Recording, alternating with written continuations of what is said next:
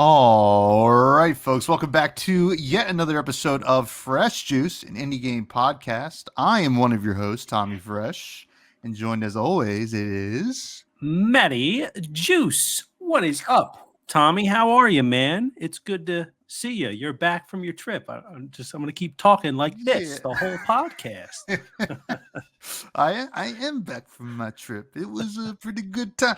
I just got back. You know, we got a great episode for you all. I was not able to play the game this past weekend because I was at U.S. Nationals for Flesh and Blood, the trading card game, and Matt played Questmaster. So we're going to be talking about that game, which does seem very sweet. One of those sounds better than the other. You know, I was at U.S. Nationals and Matt played Questmaster this weekend. Well, I didn't win U.S. Nationals. True.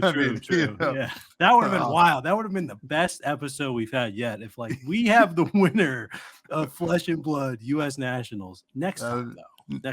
Next year we'll send it back. But it's going to be a good episode. It's an interesting game. I haven't seen a lot of it. We've talked about it on the show, but I'm excited to learn about it today by getting Matthew's review. But before we do that, let's catch up. How was your weekend? Yeah, it was good overall. Let's see, like Saturday didn't do a lot. My parents were supposed to go see Stevie Nicks. So originally we were planning to hang out with my dad because Father's Day was on Sunday. We were gonna plan to hang out with him on Saturday because we were doing a bunch of stuff. We were going to my in-laws' family on Sunday. But they were going to see Stevie Nicks. And what actually happened was, for those of you who follow Stevie Nicks, is the show got canceled like right as the doors opened because one of the band members had to get like airlifted out of the arena and was like sick or something or hurt.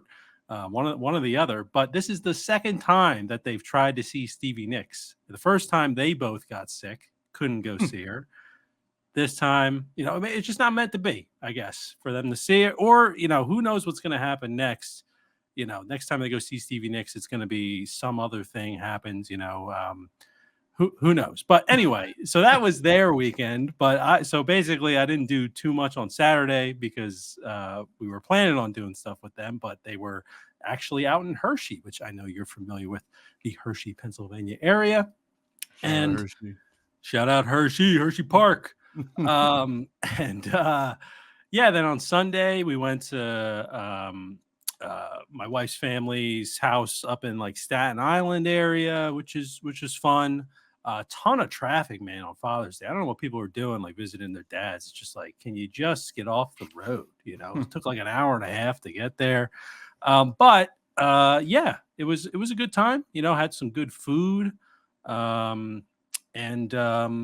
Just came home and chilled and was planning some videos, doing some YouTube stuff, and then also playing some Questmaster. So yeah, it was a pretty good low-key weekend with a lot to do. But I know your weekend was definitely more action-packed, so excited to hear about that. Yeah, well, first of all, I haven't heard the words fun and Staten Island in the same sentence, maybe ever. No. That's the first time I've said it, probably. Yeah. No, my weekend was busy. I headed out to Minneapolis for the Flesh and Blood U.S. Nationals. Got there Thursday. Met up with some teammates. We went to Surly Brewing Company. Very good beer. There we get a little bit of it here in Jersey, or I don't know if we do anymore. Didn't really sell well outside of like the Midwest, but that was cool. And then I kind of like called it early that night because they were going to the Twins game, which was actually Prince night, which I would assume every night is Prince night in Minnesota because that's just their most famous person. But didn't do that. Called it early, woke up, played Nationals, day two'd somehow. First time day twoing. So, I had the worst possible record to make day two. So a lot of people would normally say, you know what? You're probably better off dropping and playing the main like open tournament for everyone that weekend. And I said, you know what? I saw some of the people who were dropping, and they were some of the best players in the world. I was like, I don't want to play them tomorrow, so I'll just stick here with the nationals. I have a shot of at least making some money. Ended at 8-6 on the weekend. Pretty good for my first, serious outing at nationals. I went 2 years ago. Definitely a lot worse of a player then. So, and I was, I woke up the morning of that last nationals, went for like a jog at the Airbnb. This was down in Charlotte, and I must have blanked and didn't drink water for a couple days. I was like, man, I'm not feeling so great. I'm jogging. I get back to the Airbnb and get ready to take a shower, and I go to pee.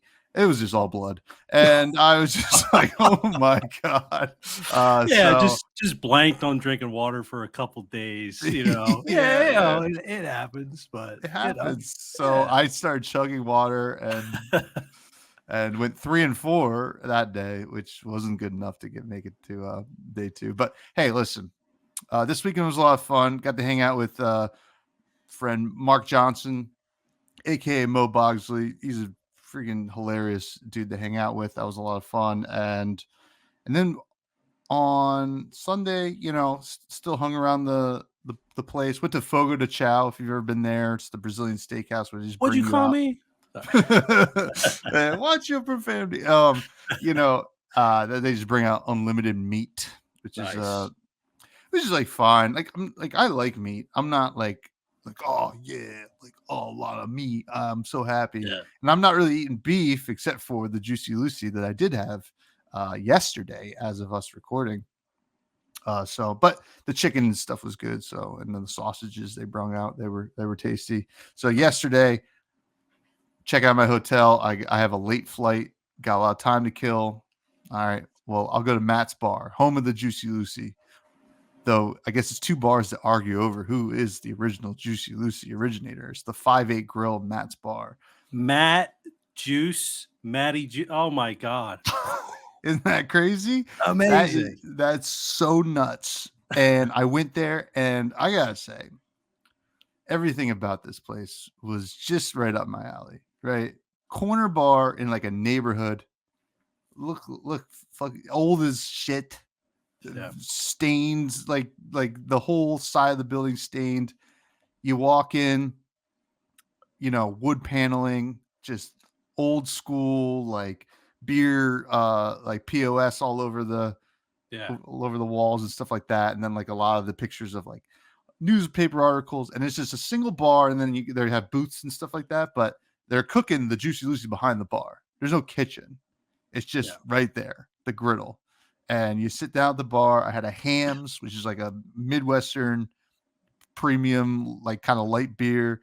It was delicious. And I ordered the Juicy Lucy. And I'll be honest with you, I liked it. I don't think it exceeded expectations, but it certainly wasn't bad. Like I felt like I sat next to somebody who's living in Minneapolis, but was originally from Michigan. And he's like, I think it's kind of overrated. And I was like, I don't know. I think it's properly rated, right? I think Yeah. like it's like a $10 burger that's pretty good, Yeah. right? And like it's hard to find like a $10. I mean, like Five Guys usually ends Yeah. up being more than $10, Oh yeah. right? And just explain to the listeners, like, what is a Juicy Lucy? Oh, Juicy Lucy is basically like a double patty, but like they put like a block of cheese or like a little square cheese in between the patties, and they cook it. So when you bite, it just oozes out Yeah. cheese. They Just hits tell you you, right in the I back of the throat, just like you yeah. like it. Oh. Yeah. Yeah. But they, I was in Minneapolis all weekend. I didn't get a lot of the accent, right? Because I was mostly with people that were playing card games, but like even at the places I went to dinner, not a lot of accents. Walk in there, middle-aged blonde woman. Oh, you betcha. Like right away. And I was like, oh, this is awesome. And she's like, make sure you take small bites. And then I was like, all right. I ordered a second one right after. I was like, that was pretty damn good. Pretty Nice. damn Yeah. good. What size are we looking at here? Is it like White Castle size or No, it's normal just burger? it's Like I a guess Five Guys like a burger? classic like a classic like probably like the patty's thick, right? Yeah. Because it's two patties with some cheese in the middle. But like in terms of circumference, maybe like a McDonald's burger, I Okay. guess. Yeah. And whatever. I was like, I'm probably not gonna have dinner at the airport, so I was like, I'll just load up. And the fries were really good too, like shoestring fries, just like Yeah. really good. So shout out Juicy Lucy. Then I went to the Mall of America to hang out for a little bit. That place sucked, but the aquarium, I mean, it was all right. It was just a huge mall. That's basically all Yeah. it was. But it did have an aquarium in it that I spent way too much money to go walk around for like 30 minutes. But I do like seeing some sea creatures. So that was Yeah. that was neat. But that was my weekend. Now I'm back and Yeah. I'm back in gamer mode, Yeah. Hey, did Great. you rent a car when you were out there, or are you taking public No. transport? No, yeah, I Ubered to like so my hotel was like right by the convention center and Oh, like right okay. downtown, so I didn't really need to Uber much more than that. And then I Ubered out to Matt's bar and then Mall of America, and then I took the train from Mall of America. Mall of America goes straight to the airport, so Nice. it all worked Nice. out. Cool. Yeah. But yeah, now we're Yeah. back Minnesota. and we're juicing. We are. We're juicing loosing. The We're juice is loosey and loose. juicy. And because we got a great episode. And you know what? The greatest thing about this episode is we usually do news, Yeah. and we have some actual new news. We have We a do. Discord. Oh my God. You should check it out. It's in the show notes. Please check it out. The Fresh Juice Discord. It's a great place Yeah. to hang out. But we do There's a actually have. and there's a picture of the Juicy Lucy in the Discord. So if you want to see what Tommy's been describing, it's in there and it looks good. It did, yeah, it was good. And Yeah. surprisingly, I got an okay picture. It was very dark in there. It's like a dive basically. So Yeah. it's it was good. So check it out. Hashtag food pics channel in the juice loose or not the juice fresh juice The Discord. juice But is anyway, loose. the Wait, juice maybe we is shouldn't loose. say that. Yeah. The juice is loose for the final time these days. But Yes. Yeah. what's going on? More game studios shutting down? Is this true? Yeah. Yeah. So unfortunately, and the kind of the reason we're bringing this up too is because we reviewed one of their games, but Galvanic Studios, or Galvanic Games, has announced their closure. They are the developers of Wizard with a Gun, which we gave a decent rating. It was I think that was the only game that they had actually made. But unfortunately, I believe they were a Devolver funded studio, and they just basically said Wizard with a Gun did not, didn't make enough money for them to stay open. So they had to make, the tough decision to close down the studio, which, you know, you hate to see. I mean, I know it's been a tough year for game developers, and game studios across the board. But really with like Wizard with a Gun, I thought, it fit perfectly. It was a well-made game, right? It was fit perfectly into like the Devolver kind of portfolio. I think it showed a lot of talent from these developers, even though we weren't personally like certified fresh juice level kind of crazy about it. I still think it had promise, and I was excited to see, excited to see kind of what else this studio would do. But unfortunately, yes, they are kind of shutting down. And yeah, just sucks to see overall. Another studio closure, especially one that is related to the show that we talked about. We talked about Galvanic Games, looked into them, in previous episodes. So it's just saw this pop up, and I was just like, this is just like, it just hits a little bit closer to home, for some reason. But yeah, just sucks to see.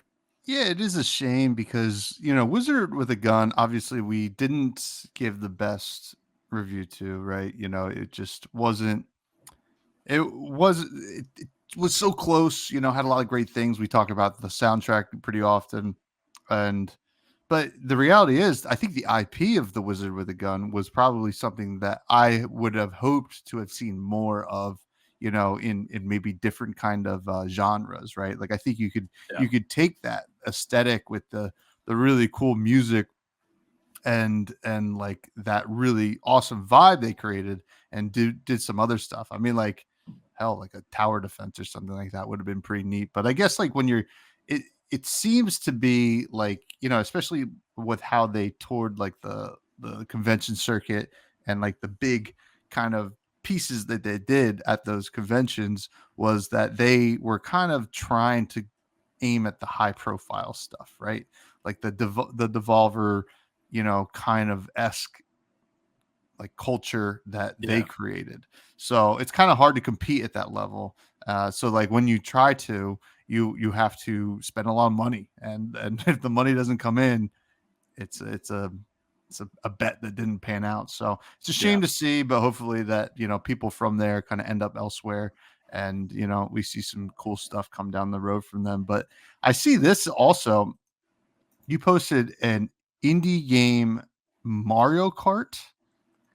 Yes. So Yes. this is something that I don't think I was trying to look into it. I found it on Twitter. I don't think has an actual name yet. Mm. But shout out to Zoro Arts on Twitter, ZOROARTS,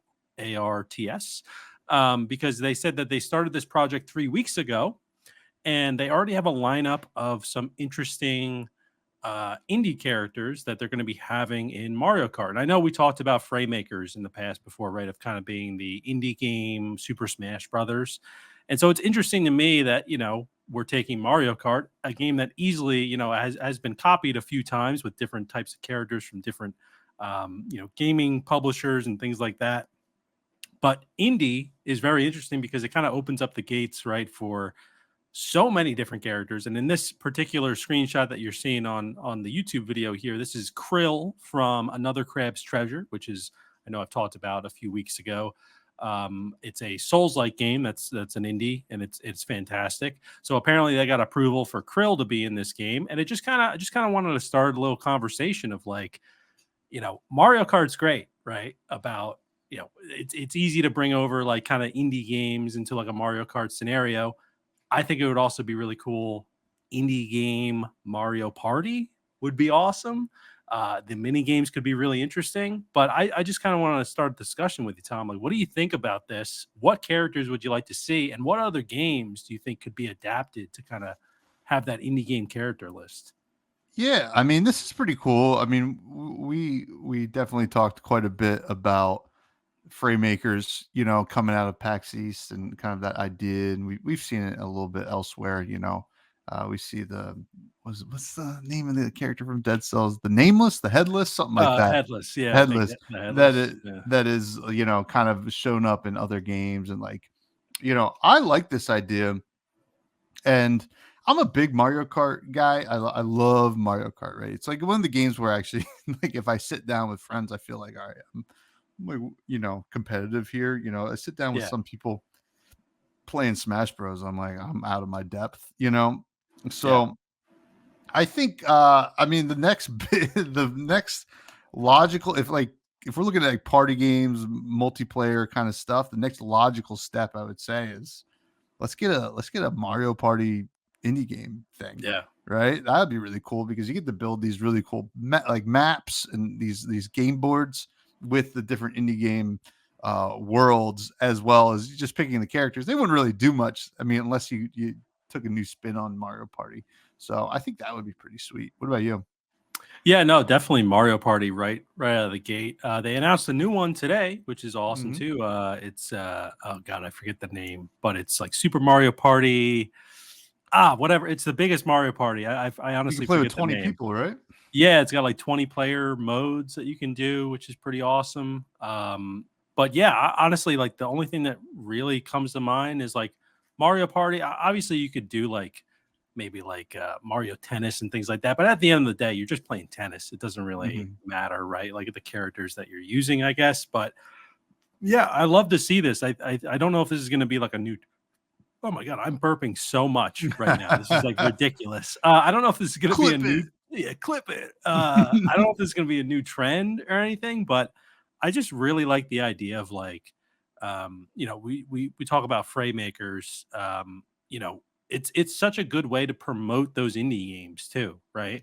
Because Hmm. people when they play these types of games, they get even if there's no real major difference. I know there isn't in a game like Smash, but let's say Mario Kart, right? I am a Lakitu player. I will play Lakitu till I die. All right, in Hmm. Mario Kart 8. there's not really a huge advantage to using him. I know there's like technically different weights with some of the characters, but at the end of the day, it's really just like, when you're playing with friends, it doesn't really matter at the end of the day. So I just think it's such a cool idea to introduce indie games into like the Mario Kart space, because then people will become attached to those characters even if they've never played those games before, right? Like Mhm. there's no Lakitu game out there. I just know he's the guy that floats on the cloud and picks you up out of the when you fall off the course, like I just think that's really awesome. So I could see people, like, just for the example with Krill here, like being attached to just always playing Krill, and then maybe one day looking up, oh, what is Krill from? Oh, another Crab's Treasure. I should probably check that out. So I just think it's a really neat way to kind of intertwine indie games and just like popular kind of formats for games.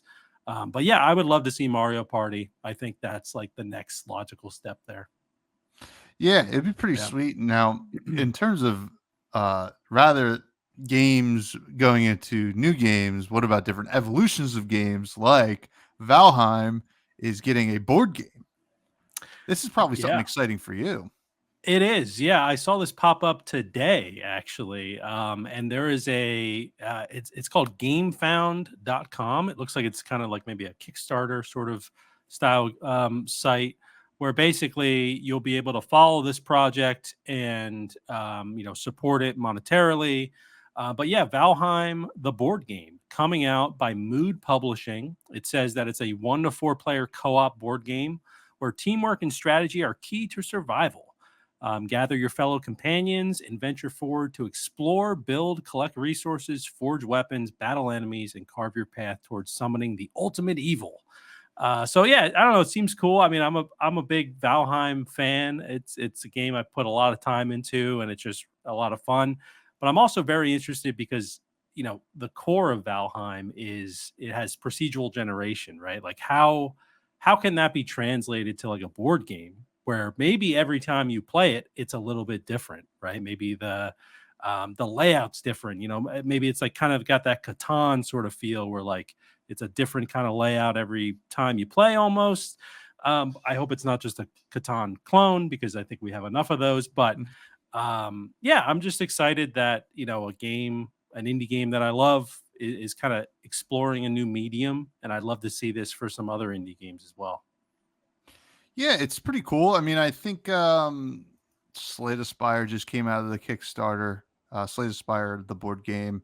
You Yeah. know, I saw somebody on Reddit actually printed up and made and has a like a printable version of Balatro that you can play, which is pretty nuts.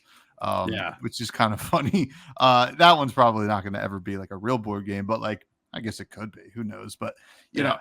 I love seeing this kind of stuff because I love board games, and I think Valheim has a lot of kind of like potential here, as a board game because especially in the co-op space, which kind of what it sounds like it's going to be. You kind of there's a game I'm blanking. I think it's called Nemesis, which is one of my favorite co-op games. That like I guess Pandemic, but like Nemesis is like one of those huge ones, like where you're all on a ship and like basically the plot of Alien is happening, and you all Okay. have to like try to escape the ship. Maybe one of you is actually infected and stuff like that. So like Yeah. stuff like that is almost like always like a good time, and like usually people don't get too butthurt uh during those kind of board game nights unless somebody's like, well, why'd you do that, we would have won. Yeah. It happens a little bit less in board games than it does like when you're Apex Legending or something like that, but Yeah. you know but it seems sweet. I'm all for it. Board games are great. Yeah. Sometimes they can be tough to take off, and a lot harder to design in a way that actually you know provides like a pretty fun experience, especially if you're coming from video games. But Yeah. I'll be interested to see what they have anyway. Yeah, one thing definitely about the Valheim developers is like, they're not that they're developing this board game, it's by Mood Publishing, but they obviously have like a good amount of input into the game. Is they take their time. They're a very small team. They don't come out with a lot of updates really, Mhm. and when they do, they're usually pretty large updates. I know Mistlands is a big one that took a while to kind of come out, that people were really looking forward to. So if they're treating the board game the same way as they treat their game, where they're being very methodical and thoughtful about the updates that they're making and the gameplay loop, I think it could be a pretty solid game overall. But we really don't have any more information other than like a little like 10-second teaser and like a picture basically of the game, so or of the cover art. So we don't even know what it'll look like at the end of the day. But I'm excited to see kind of what else they reveal here. Yeah, they showed like a little mini, which looked cool. I mean, but Yeah, like it could be anything, right? So yeah. yeah, pretty exciting. Now, Questmaster. Let's figure out what the heck this game is because Let's do it. we've talked about it. You got to play it. I'm excited to play it myself at some point. But it is, here's the blurb that is provided. Questmaster is a dungeon maker inspired by classics that first made us love dungeon crawling. For example, Legend of Zelda, which also just had a new game revealed today on the Switch Direct. Unleash your imagination, alone or in local co op, to make dungeons full of puzzles, traps, and monsters. Upload them for others to explore and challenge yourself with other players' creations. Now, this is already something Yeah. that I'm interested in. I loved Mario Maker, right? I was more on the play the custom levels side of Mario Maker rather than the design side, but that's the beauty of that game is that it has both. So let's kind of figure out, does this match that game's freak? Um, if I were to say so. Yeah. Yes. Hit me with the gameplay. Yeah. Are you gonna So, match my freak, Maddie? I just want to know. oh, So I'm matching the freak. I'm getting real freaking naughty. You a naughty freak? All right, that's a little shout out to dodgeball. But yes, this game is like absolutely the kind of like reincarnation of Mario Maker, but for Zelda. And I also went into this game really just caring about playing other people's dungeons, which maybe is a little selfish, right? Like I'm just like expecting people to be able to build interesting dungeons, but that's those are kind of the two different player bases. So yeah, when it comes to gameplay, there's kind of two different aspects of it, right? Of playing the levels and also making the levels. So I started out just playing the levels. Just an FYI, this is early access. It's on Steam, and it's $20 on Steam. It has a free demo as well. The free demo I don't think includes being able to play other people's levels. It did for a short time during the Steam Next Fest, but I think they basically locked that behind being able to purchase the game, which makes sense. But you can still make levels, I believe, and there might be a little bit. Maybe they give you a few kind of like placeholder levels that you can check out. Um, and it also apparently will be coming to console, to all three of the major consoles: PS5, Xbox, and Switch, which is great. And it is developed, I believe, by Julian Kreutz and Sky Devil Palm. So two people, I believe, have developed this game, which is really impressive, and published by Apogee Entertainment. But yeah, as far as the gameplay goes, I am in love with the overall gameplay here. Let's talk about just playing first, and then we'll get into kind of making the dungeons. So it's very, inspired by like A Link to the Past, those old school kind of Zelda games. Everything from, we'll talk about the sound and all that, but even the sound is like reminiscent of Zelda. But overall, the puzzles were interesting that I played. People are super creative with their levels. I played a few different levels that were, um, one of them was like a lottery, so it wasn't even really like a dungeon. People were getting like pretty creative with like these levels where you basically play this lottery and then it gives you like a random item, and then you can kind of like continue through, the rest of the dungeon there, which is kind of interesting. And then I played another one. This is my absolute favorite one that I played so far, at least, where basically you enter a room. There's a bunch of different enemies in there. It's usually just one enemy type. So let's say the first room is a bunch of bats. Kill all the bats, and then you get presented with two different items. When you choose one of the items, you can't pick up the other item. It disappears. And then you have to move to the next room, kind of rinse and repeat, kill those enemies. They're going to be a different type. gives you two different items. You have to choose one of those. So it's really like the first time I went through it, I was like, oh man, like I chose the wrong items. Like I died. I had to get reset back to the beginning. So that was really interesting. It was almost kind of like a rogue like experience, almost in a way, but not. Every time you play it, it's still those same two items that you get presented with. So it's not really like randomized every time. But yeah, the gameplay is fantastic. It's like exactly what you would kind of expect from like an old school Zelda game, and it really just kind of depends on the creator that you're playing. They actually just recently updated. They kind of have like a lobby browser, and they just updated it to include like completion time, so you can like be like, oh, like some of them are like 30 minutes. Those are the ones I'm like, all right, I'm not going to play that for right now. Some of them are 5 minutes. I'm just like, oh, I'll hop in there and try that out. So I think that was a great little kind of quality of life update. And I think that it really helps with like, oh, I have a little bit of time to play some Quest Master. Let me just choose like one of these smaller kind of dungeons that someone made versus like, a longer one. And before they didn't have that. So you didn't really know how long these dungeons were going to be. Yeah, so overall, it's just really fantastic experience with the gameplay side of things. I guess I should like take a step back too and let you know that before you even get into these levels, we're actually seeing it on screen right now.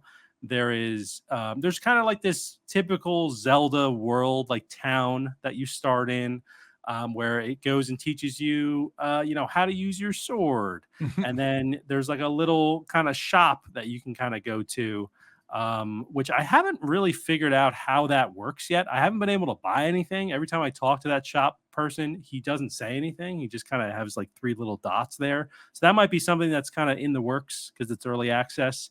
And then there's another shop that's kind of the lucky shop where you go every now and they let you open up like a random chest that's in there, and then you can get an item out of that. So that's kind of cool. And then, yeah, that's really it when it comes to the town that I saw. I'm sure there'll be more expansions with that.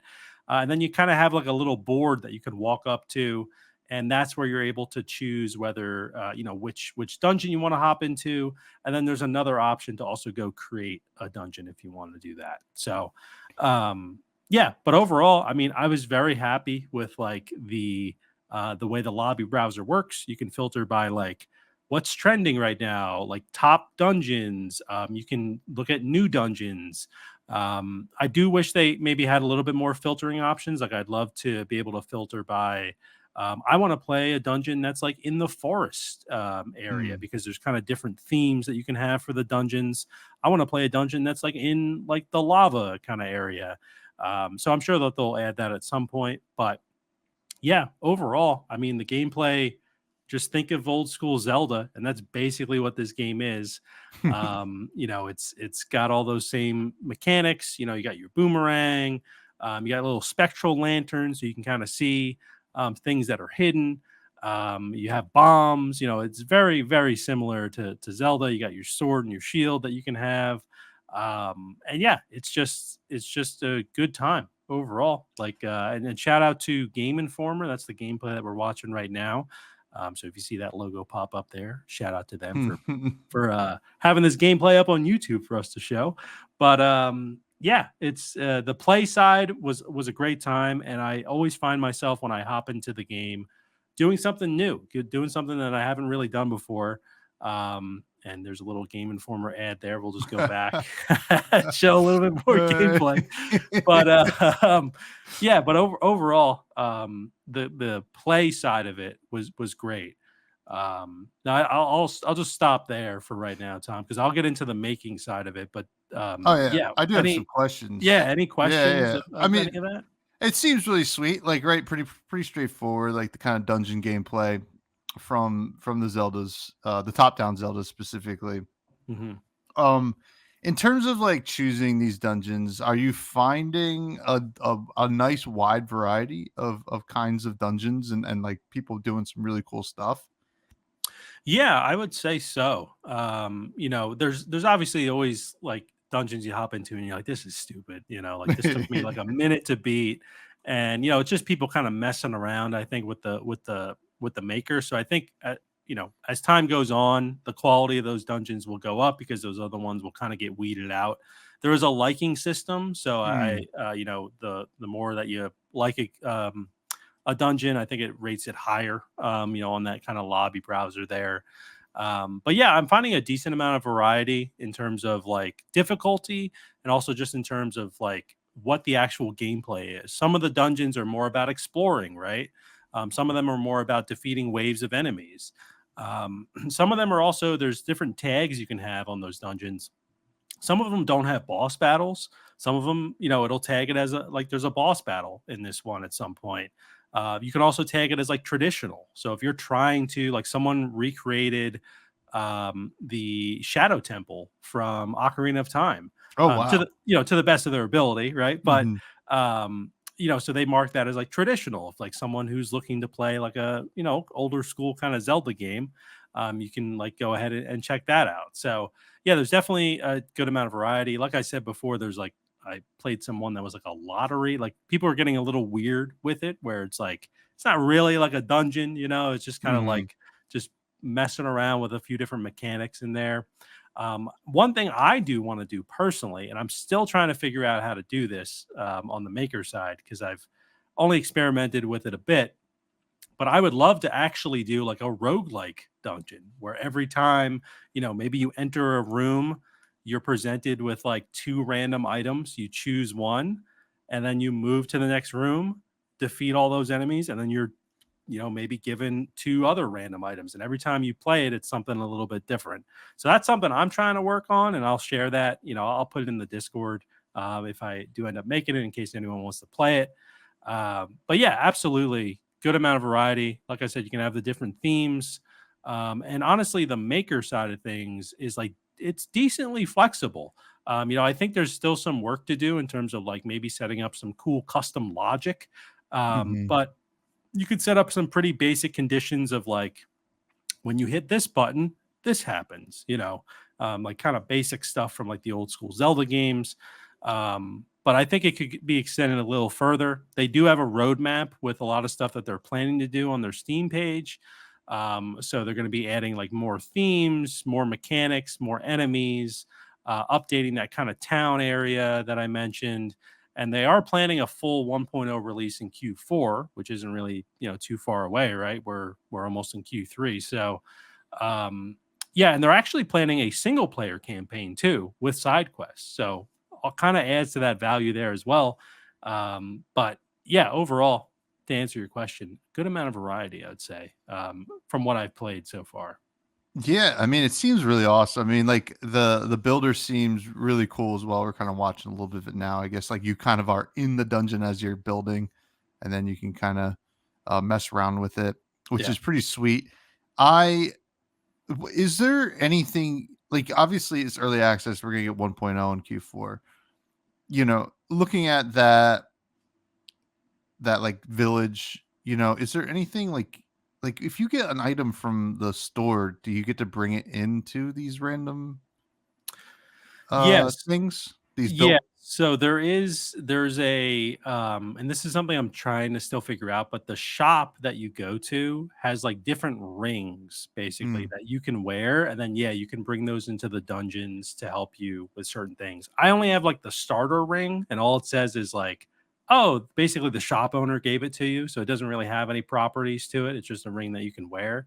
But when you complete a dungeon, this is what I'm assuming is going to be happening. Uh, I have to look a little bit deeper maybe into their roadmap. I know they just released like a shop feature, but I haven't actually been able to like try that out in game. I haven't been able to find where it is.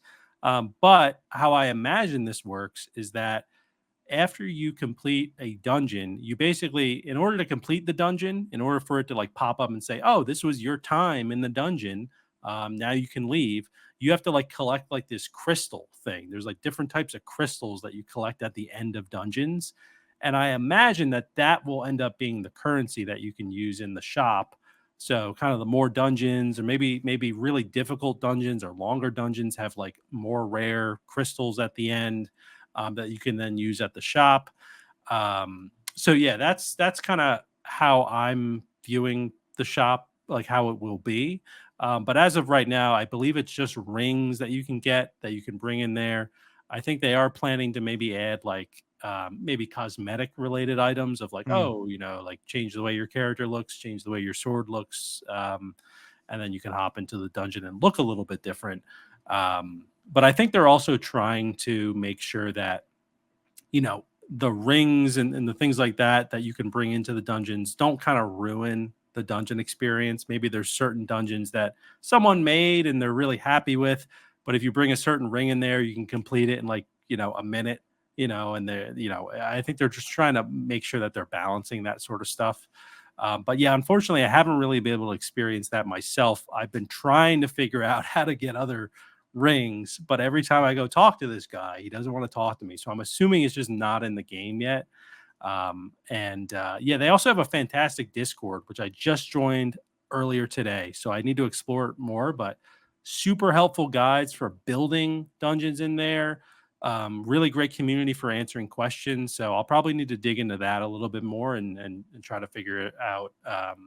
What the future plans are, but yeah, it's it's good. It's good. The town area. Yeah. Yeah, yeah. Well, all Yeah. right, cool. I mean, it looks pretty awesome, and like I like the idea of being able to kind of grind out these dungeons and like get some cool stuff to bring in. Something that is a different layer than like Mario Maker, right? You kind of just Yeah. like the things you're grinding out are your skills, and hopefully you get better. Um, Yeah. and I'm looking at the roadmap now. It is pretty vague. You got July. There's going to be another town update. I think there's going to be different town updates throughout the I guess the like path to 1.0, Yeah. as well as some like new items and stuff like that, which is pretty cool. Now, you mentioned the first player story mode doesn't exist yet. I imagine there's no story to be talking about here. Right. There's not really a story. And that's the thing too, is that town area, there's not really a lot to do right now. It's Hmm. it's it's kind of barren, and most of the game right now is just playing in that lobby browser or making dungeons. But yeah, as of right now, not really a story. You can tell they're setting it up though. Like the characters are interesting. They do talk, to you. They have some dialogue. You can even go talk to like some villagers and things like that. They have a little bit to say. So the potential is there, but yeah, there's not really a story in the game currently. Yeah, and I wouldn't expect much, but the fact that they are planning on it seems pretty awesome, to be honest. I wonder how they're going to Yeah. pull it off though, because this is probably tough to do that. But I guess it could be a way to get some like a cool way to unlock cosmetics. Like, you like some people aren't really interested in the campaign, but like if my character gets to look like this, maybe I am interested in doing the campaign. So, Yeah. now terms of looking, the art looks cool. I mean, from my perspective here, how are the visuals, while playing? Yeah, I mean, it's great. It's truly reminiscent of like old school Zelda. I will say it's definitely, I think it's just because it's a more modern game. It has like way more like kind of vibrant colors and almost like it almost reminds me of the Secrets of Grindia that we had Hmm. played a few weeks ago. Like it's giving me kind of vibes of that, especially with like the character design. Things are a little bit like, this might sound weird, a little bit wider than like what I would expect in Zelda, like even everything from the characters to like the items you get. But yeah, the art styles are fantastic. All the different themes for the levels are great. You kind of have your desert sort of sandy kind of levels. You have your kind of volcanic, fiery sort of levels that look really fantastic. My personal favorite is the woods. It reminds me of like the Lost Woods from Ocarina of Time. That just looks great overall. And then yeah, everything from the dialogue boxes look great. They always kind of highlight certain items that they're talking about when the dialogue boxes come up, so you know kind of what to look for. Not a lot of dialogue in the game in that town area, like I said, but there is a little bit there. And yeah, it's very that was honestly something I was a little bit concerned about coming in before I really played it, because I did play the demo a few weeks ago, but I wasn't sure. You know, it's tough to build a game like this and have a kind of dungeon builder, and then make sure that all the art, it's like easy to distinguish. Oh, okay, that wall is something I can blow up, or you know, these enemies are not blending into like any of these assets that we're letting people kind of throw into the game. So you know, they did a great job with that. Like everything is super clear in the dungeons of like, oh, like you can, you know, it's kind of that Zelda feeling, right? When you enter a room, you're like, that thing does something. I don't know what it is yet, but that thing definitely does something. This game has the same feeling where you're like, that is something. I don't know what it is yet, but I'm going to figure it out. So, from the visual side of things, they definitely nailed it there. And yeah, I mean, overall, it's, um, you know, it looks fantastic. One thing I will say is this is one of those cases where the cover art for the game is not a representation of what the game looks like. I know that happens pretty often, but the cover art is definitely more of kind of a, I don't know, An um, illustration, like a illustration. cartoon. Yeah, like they, you know, yeah, it's more of like a cartoon you'd see on like Cartoon Network or like Adult Swim, like it maybe Adventure Timey in a way, a little bit maybe, but so the game is more pixelated than the actual cover art. So just know that kind of going in. Doesn't really matter at the end of the day, but just figured I'd call it out because you know sometimes people just judge games based on the cover art. You know, we've seen that before with some other games. So yeah, but art style fantastic in this game. Yeah, excited to see what else they do. I know they're going to introduce new themes, new areas, things like that that you'll be able to check out. But yeah, it works really well. And then I'll also just like I know we're going through our normal kind of gameplay story art. I'll talk about making dungeons at the end because I feel like this is more about like playing. Mhm. You know, so just for the listeners to know, I will cover that kind of towards the end of my experience with actually making the dungeons. But yeah, let's keep it going, Tommy. Yeah, I mean, what's next? The music, coming off of, obviously being inspired by Legend of Zelda, legendary soundtrack, legendary sound Yeah. bites. You mention all the time, when you want a special, like when you unlock something or find a special chest or whatever in Zelda, you want more of that out of the games. Is it giving that in this game? It is. Yeah, it's definitely, you know, everything from the way you swing your sword to opening up certain things, finding keys. It's all reminiscent of Zelda. It's got those little jingles in it.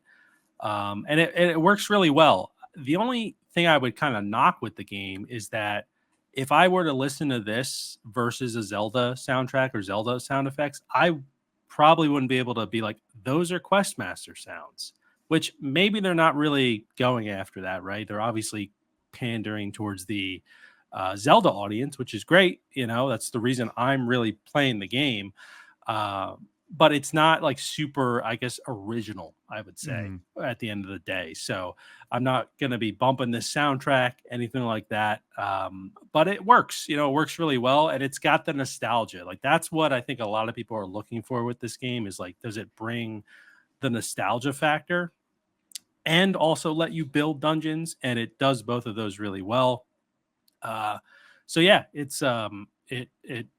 yeah, it's Zelda at the end of the day, but it's Yeah, also yeah, it's just not super, you know, separate from what Zelda is. So gotcha. yeah, it works well, but nothing to write home about, I would say. Yeah, I look at something like this and think about how it is not Zelda. Does Nintendo look at this and because they did Mario Maker, Yeah, are they saying, God, we should do Zelda Maker now? Like, or do they? I mean, like they're obviously doing a whole bunch of stuff right now. Like, maybe they're not even considering it because if there's one thing about Nintendo is they want to do their thing and they don't yeah. want other people to do their thing. But do you think that happens? Honestly, I was thinking about that when I saw that this game was planning a Switch release. I was like, I can't believe. First, I'm surprised that this exists anyway. Hmm. but I am surprised that Nintendo would allow that on their shop because it is super similar. But they've done a really good job of like, you know, it's different enough, different names, different look, where it's not. I feel like they'd have a tough time like legally, getting it off the store, I guess. But as far as like Nintendo making their own Zelda maker, I know it's been requested a lot.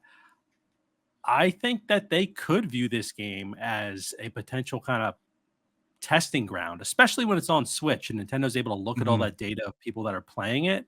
And obviously, they'll get more people playing something that has the Zelda branding on it.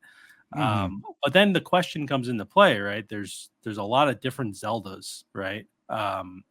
When you let's say they create one based off of a Link to the Past, similar to like Questmaster, like that old school Zelda, they're going to have to try to include everything. People are going to demand, right? Oh, I want this from, I don't know, Four Swords. I Mhm. want I want all these sort of things in there. They'll have to add in some multiplayer. This game has local co-op. I don't think you can play online. I think that's planned in maybe their reach goals, but I think Nintendo would maybe have to do that, right? It would be kind of demanded because they've been able to do it with Four Swords, like on the Nintendo Switch Online shop. So, and even like the 3DS, I think they had that functionality too for Four Swords. So I think it's totally possible that Nintendo does this, but it also opens, it's well, it opens the floodgates, right? Of just like, will they be able to kind of keep up with it? I feel like Mario obviously has a lot of different games, but I feel like Mario doesn't really change the types of enemies, right? That you Mhm. kind of face. Like there are different ones, there's obviously exceptions, but I feel like if you look at Mario from the beginning to now, you can like be like, oh, that's a chain chomp. Like he's in all these other games, or that's Bullet Mhm. Bill. He's in all these other games. You look at Zelda and the enemies that are in, Ocarina of Time or like Majora's Mask, like those spider things, you Yeah. know, I don't think I've seen them in another Zelda game, so I just feel like Zelda, it opens the floodgates. I'd love for them to do it. But I also, as an indie game Yeah. podcaster, I Yeah. also just want Questmaster to get all that love, So it's an interesting topic though. I'm not sure what will happen. But you can never count Nintendo out, right? Like they could release it 10 years from now and it'll be a hit. Like it doesn't Yeah. even Yeah. matter. Yeah. So it's just we'll see what happens. But I do hope that Questmaster at least has a good head start, where Mhm. they get all that support on the Switch first.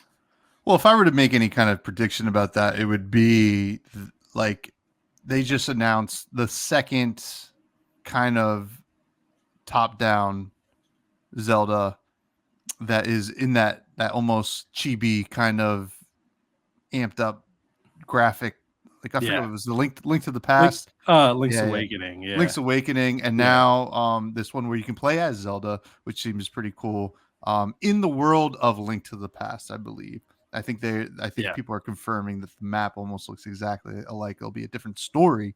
Um, if obviously Link's Awakening was very successful.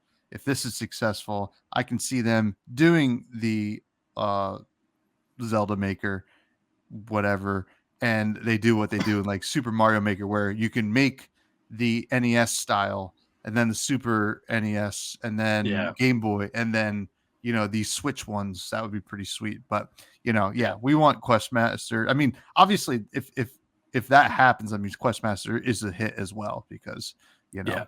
know they had to kind of recognize that. Now, in terms of performance, how did it go for you? Yeah, it ran pretty well. I played it. I played it on my phone through the Steam Link app, actually, a bit. So I used controller for that, and I gotta say, like, even building dungeons using controller, they did a great job. It worked pretty well overall. Then I played on Steam, just using like mouse and keyboard, or just really just keyboard. Ran really well. There are a few like it's early access, so there's few times where like you might be clipping through like a door, right? You're not really like centered in the door as you kind of walk through, like weird things that you just kind of notice, like little graphical glitches here and there, but absolutely nothing that I played that ruined the gameplay experience or didn't allow me to progress through like a dungeon, which is really impressive. Like letting people be able to build their own dungeons and then also making it so that none of that weird performance stuff happens. So yeah, overall ran really well. It's a definitely a game that could run on Switch. Because it's even a game I could see running on mobile. To be honest, just using your touchscreen to kind of build dungeons could be really satisfying, dragging pieces all over the place. But yeah, it ran well for me, so no problems whatsoever. All right. Well, Yeah. since I didn't play this game, I'm going to guess your rating Okay. based on who I know you to be and what you've said today. I think you're going to give it a you might give it a certified fresh juice. What are you giving it? Well, first of all, our rating system goes from S tier to D tier, or yeah, S tier to D tier. Certified fresh juice, the best. A steal after that. Get on sale. Your B tier, C tier is manager special, and then finally D tier is spoiled milk. Matt, what do you give it? Yeah, so I am giving this in its current early access state. I'm giving it a steal. Okay. Um, and I do think it could ascend to certified fresh juice. And the main reason I'm giving it a steal is because I really want that gameplay loop of completing a dungeon, getting some like credits or crystals, and then being able to like buy like cool cosmetics or whatever it might be. And it's just not in the game yet. I think that's, or at least I haven't been able to figure out how to do it. If it is in the game, tried Googling it, it's not popping up. So I'll have to try the Discord as well. But I really think like once they get that like single player campaign, side quests, and then the kind of maker part of it is fully fleshed out, this could easily be a certified fresh juice. Only reason I'm not giving it is because it's just not there yet. It's super promising, but yeah, it's definitely a steal for me. Plus, I mean, basically a single player Zelda game at the end of the day with side quests, being able to make your own dungeons and play other people's dungeons for $20, that's pretty dang good. Mario Maker is like a full price game, right? So, or $50 maybe Mario Maker was, but Yep. regardless, just super good value there and tons of replayability for this one. So I hope the player count stays up. I hope when they release on console, there's maybe some crossplay that they'll be able to do and they can share those communities so that the population doesn't die down, because that's obviously something that's going to keep driving the game forward. But yeah, it's definitely a strong steal from me. Me too, because Yep. Yeah. I am excited. Probably I'll get around to it. Maybe 1.0 and the Switch release sounds like something I would like to, Yeah. kind of play in bed and stuff like that. So pretty awesome. Now, Yeah. next week we got Throne of Bone, a game that we did play at PAX East. We enjoyed quite a bit. So we're doing Yeah. Throne of Bone next week. Yeah. Throwing a And bone. we're going to be throning, boning. We're going to get a little wild next week. I'll tell you that much for free. But, it's going Yeah. to be something else. Now, we do have a couple listener questions. And, well, Oh, sorry. Sorry. Oh, just real quick. I just also Yeah, wanted to yeah. cover the maker side of things. Yes. Just real quick. Yeah. I don't have a lot to cover with it, but what I will say is like essentially the way they have really great tools for how the maker side of Questmaster works, where everything is tile based, as you can imagine. So you're able to place tiles down easily. They have like a paint bucket tool. So you could be like, oh, I want this whole room to be sand. Just boom, whole room has become sand. They have like kind of like that basic conditions and logic in there of like, hey, when you press this button, this sort of thing happens. They do that using shapes actually. So when you go into editor mode, click on a button, choose like a square shape that it has there, and then choose, let's say, a door that's locked, choose that door, choose the square shape, and then those two things are automatically linked. So when you hit the button, the square shape thing opens, and then there you go. You can enter through that door. It does a really fantastic job of being able to go in and out of the editor pretty seamlessly. You can go add stuff in there and then just click play, and all of a sudden you're just in that dungeon.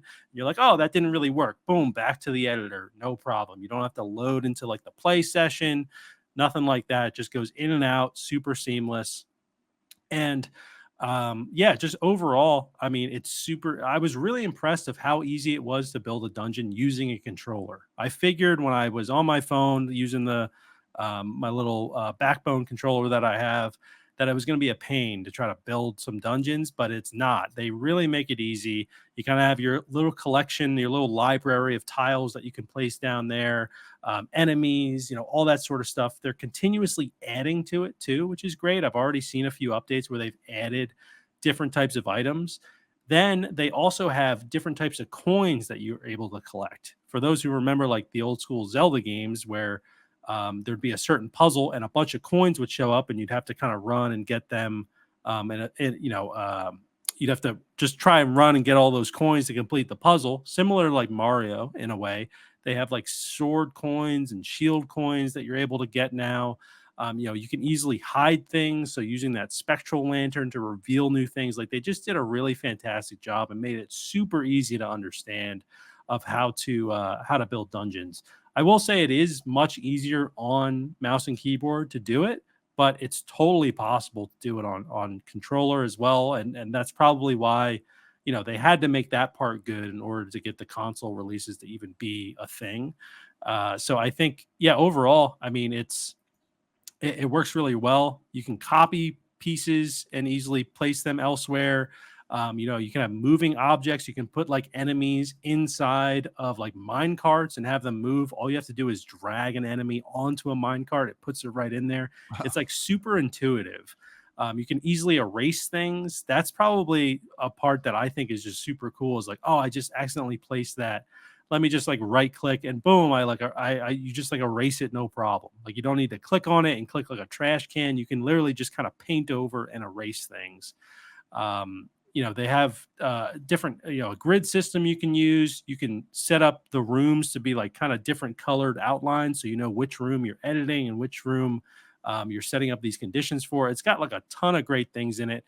The thing I would like to see, though, I alluded to it earlier, is just maybe more logic. I think it could be really interesting of like even being able to maybe set up like game mode kind of rules at that level, where like maybe when you join, let's just say you start with one heart, right? Like things like that are not really about the dungeon itself, but just like the player that's going in there, being able to control things from that level, I think could be really interesting. People could create dungeons that are like one hit and you're dead sort of stuff, so things like that I think that they're probably going to end up working on. But really great job with the dungeon builder. I'm actually aching to get back in there and just play around with it and try to build that kind of roguelike mode that I was mentioning. It's super addicting. I'm actually finding it to be just as fun as playing the dungeons. And yeah, just wanted to put that in there as well for those of you who are interested in like making your own dungeons. Share them in our Discord as well. I'd love to check out some of your dungeons and try them out. And then who knows, maybe it'll be a good idea to, to get the community together, the juice heads and see, maybe me and you, Tommy, because you could do co-op dungeon building as well, which is really cool. That's cool. Yeah. So like, I'll be like, oh, Tom, you work on this room. I'm going to work on this room, whatever it is.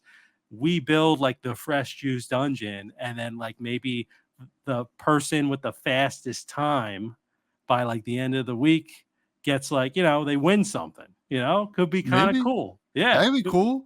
Yeah. We could just build our studio in there. Oh yeah. Yeah. No one's ever getting out of that. So no. No, that's awesome. I like the idea of being able to build together too. I mean, like that's probably like, I was never the build guy in Mario Maker or like Minecraft or anything like that, but like it always was fun watching like videos of people on like Minecraft where they were like building stuff together. So that's a great feature to have. Yeah. Yeah, but sorry, I forgot that you wanted to talk about the. No, you're good. I've been talking so much, so I'm gonna let you answer the listener questions first. Okay. All right. I don't want to annoy the listeners. So I apologize. We do have listener questions, which come from the Fresh Juice Discord. First one comes from Capolo, who asks, "What makes you like or prefer indie games more than AAA games? Is it the price point or the ideas that would not make it to AAA games or something else?" There's a couple reasons. So like I feel like AAA games are typically tied into kind of like certain genres and certain art styles, right? I'm not like the realistic, guy. Like when it comes to video games, it's so weird. It's like the opposite for me with like TV shows. I'm not a cartoon guy, I like the real life stuff. But when it comes to video games, I like something a little bit more fantastical in terms of the vibe, and also like that just ideas. When there's so much money behind the development of a game, I feel like the risk taking is not there as much. I'm sure it still happens, but like when you're indie dev, you might take risk because you're like, I think this is really really cool, and I hope that a lot of other people think that. So they're taking a risk by doing that, but sometimes you get like great things that happen out of that does resonate with a lot of people, like Norp Apolog, right? Who in their right mind in a AAA studio was like, no, we're not making that game. What are you talking about? Get out of this boardroom right now.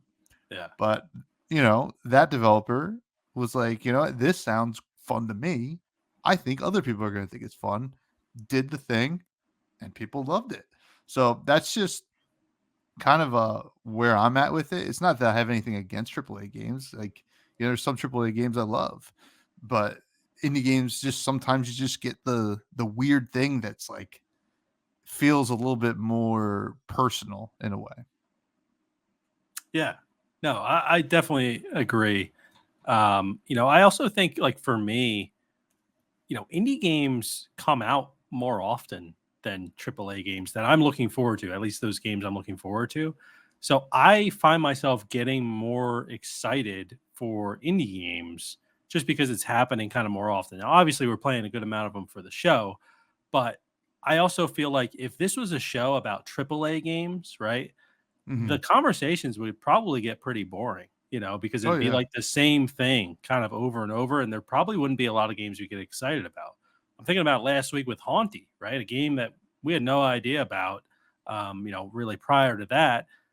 We loved it. Certified fresh juice, like it's just, I love that moment of like getting surprised by a game that you didn't know about 2 weeks ago, Mm-hmm. and now you're just like in love with it. So, yeah, I definitely think that indie games somehow get me like more excited, because of those kind of magical moments that you sort of get, that you don't really get. You get them in AAA games. Like I'll be playing Elden Ring expansion this weekend, and like I'm super pumped for it. But I feel like Elden Ring's a game like a once in a decade sort of game. Mm-hmm. Indie games, I'm getting gems like that like way more often, so it gets me a little bit more excited. And yeah, I do think the price point plays into it a little bit, right? Like you're not spending as much on indie games, but there's also a lot of indie crap out there that is, you kind of need to weed through. So it's not always like related to the price, for those sort of things. But yeah, I like both personally. Like I'm into AAA and indie games. It's just indie games get me a little bit more excited, because I'm playing them more often, especially these days. Yeah. Thanks for the question, Cap. Yeah. Next question comes from K Moore, who asks, have you guys realized that your two extremes on the rating system is exactly like Rotten Tomatoes, certified fresh, and something rotten slash spoiled? Kmore, Kmore, Kmore, Kmore. Do you think that Rotten Tomatoes was the first thing to create the idea of two extremes as a rating system? Listen, it just so happens we are a juice themed podcast. Certified fresh juice is the name of the podcast. Certified fresh juice just makes more sense. Sure, we took a little bit from Rotten Tomatoes in terms of inspiration there, kind of. It's not the first time that something certified has been the best thing. And then spoiled is different than rotten. Thank you very much. Spoiled is tied to just bad milk and like other stuff like cheese, like dairy products. I'm Yeah. thinking a lot of dairy products. Yeah. I think of rotten, I just think of a tomato, right? And another thing, we are giving individual ratings here. right? We keep tabs of where we're at, but each of us give an individual rating. When I give you a certified fresh juice, that is my certified fresh juice. If Matt gives you spoiled milk and I give a certified fresh juice, guess what? That's what those ratings are. It's If been a this was rotten, crazy episode. it would be we would be screaming at each other. This is. I mean, that will happen eventually. Yeah. If this was Rotten Tomatoes, okay, Morton, I know you're not saying that we're Rotten Tomatoes, but if you're gonna bring Rotten Tomatoes in here, I'm gonna make the comparison. If we were Rotten Tomatoes, you know what the game would be? If I gave it certified fresh juice and Matt gave it spoiled milk, it would be a get on sale, because Rotten Tomatoes is an aggregate rating system, which, first of all, is not a good rating system, especially for film, because, well, first of all, it is very subjective. And, just like what we're doing here, and people make assumptions about films based on the Rotten Tomatoes. Sure, if a lot of people don't like it, it might not be good, but sometimes a lot of people are wrong. Anyway, that's my little rant, Kmore, and I'm sure that we'll get more more questions about our rating system down the line. It's not changing. Yep. And, this is where you also found out how passionate Tommy is about rating systems and hating Rotten Tomatoes aggregate system. Does that mean you're also not a fan of Metacritic? Do you ever look on Metacritic for things? So it's kind of funny. I think Metacritic is typically a more accurate representation, but it's still aggregate, right? Yeah. So like it's just a little bit different. And then also Rotten Tomatoes, the reason I have more of an issue with Rotten Tomatoes is because someone can give a so-so review of a film and they can interpret it however they want. And then they decide if that was a fresh or a rotten, right? Mm. Like if they're giving it a 50%, Rotten Tomatoes is like, you know what? Disney's giving us money. We'll give that a fresh. It'll look better for the aggregate. Yeah. Yeah. Yeah. Yeah. Anyway. Also, I know, because we've talked about this before, like the original inspiration was from spill.com, Yeah, wasn't it? spill.com. Yeah. Yeah. So there you go. Spill over tomatoes any day. Shout out spill.com, double toasted. Last question comes from rcarp11, who asks, dine in or take out? I'm a takeout guy. I like Maria and I will often, we set up our little like tables by the TV. We get our takeout and we fucking watch. Like we've been watching like Sons of Anarchy.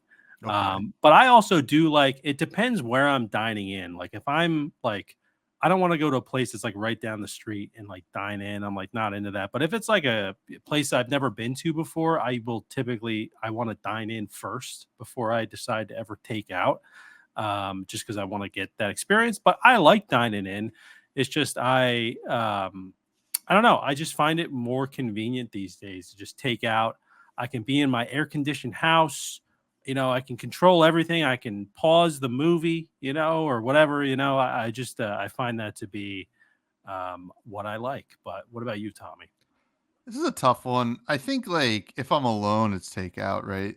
But I truly like the eating out experience. It is it's Really? one of my favorite things to do. Yeah. Who No, asked this question? I like dining in or whatever. I like going out to eat. And I love like going to a nice BYO, maybe like a nice Italian restaurant. You bring a couple bottles of wine and you kind of like hang out and like talk and stuff like that. I like the experience. Yeah. But certain kind of foods are not kind to that, right? And there are better foods that are like way better, or certain, and then also there's foods that aren't kind to takeout, right?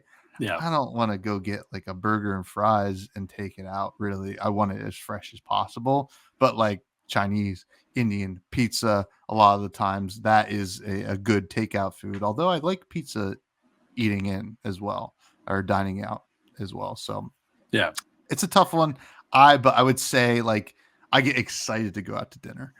So I would have to say that, where takeout is more of like I'm shoveling food into my face. And I don't know. Great question.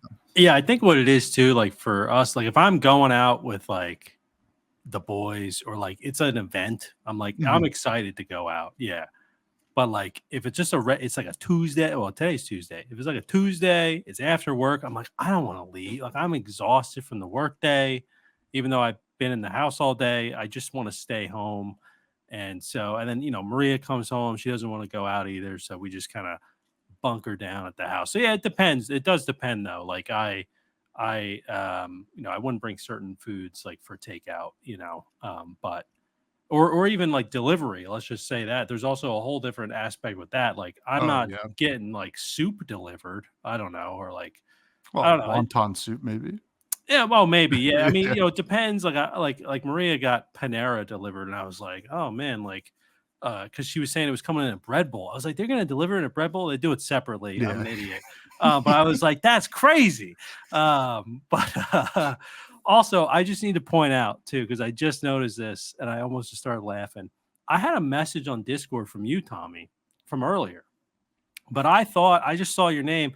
I thought it was about the show. I was like, oh God, he's going to tell me like my mic's too loud or something like that. And I open it up and it just says, this is for the listeners. All right.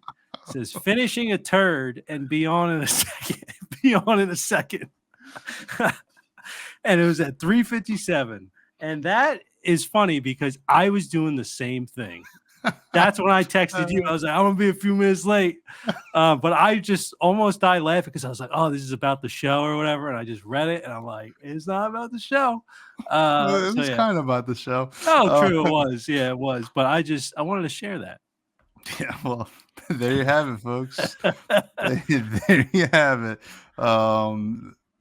Thank you for the listener questions. That's the end of the show, which means it's time for the Rec Room, where we recommend something that perhaps isn't an indie game.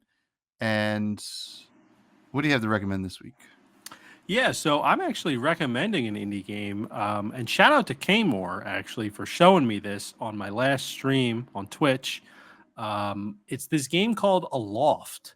So it's pretty much right up my alley. If anyone's into like kind of co-op sandbox survival games, this is a really cool concept. So there's a free demo on Steam. It's coming out in Q3, so hopefully soon.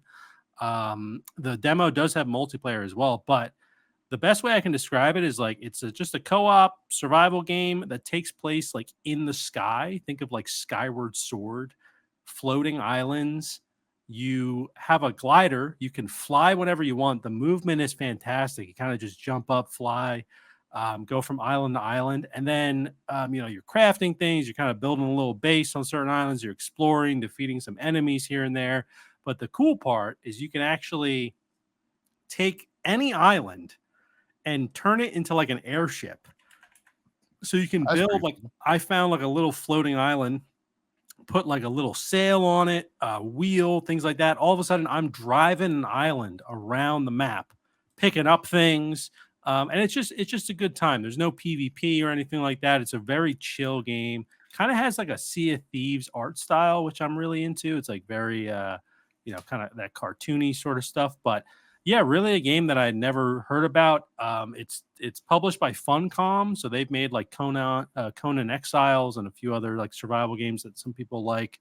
But this one was cool, so I recommend check out the demo if you are interested in trying out some multiplayer. I only played solo, but the demo having multiplayer is pretty cool. Usually demos don't have multiplayer, so if anyone's interested, let me know. But Aloft is the name of the game, Aloft. And yeah, it's cool. It's a cool concept. It's a very chill game.